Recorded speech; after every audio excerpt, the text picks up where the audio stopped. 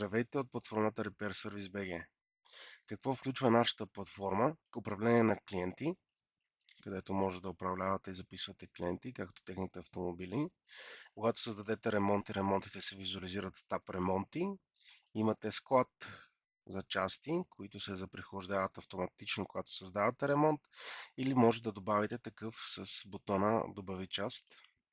Оборотна тетрадка за всеки вид услуга, която не е по работна карта на автомобил, може да бъде записан като отделен запис, който влиза в статистика и към заплата на служителя.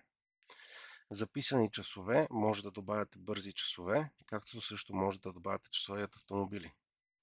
Сервизни листи обединява няколко или един ремонт на автомобил, за да може да го предоставите на клиент като вид заплащане или документ към заплащането.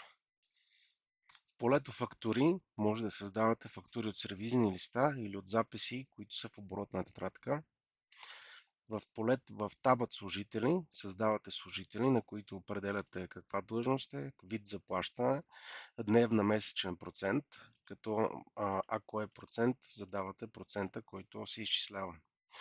Състоянието активен, неактивен и час на започване. Статистиката ви дава актуалните тенденции, които се случват от към обороти и разходи.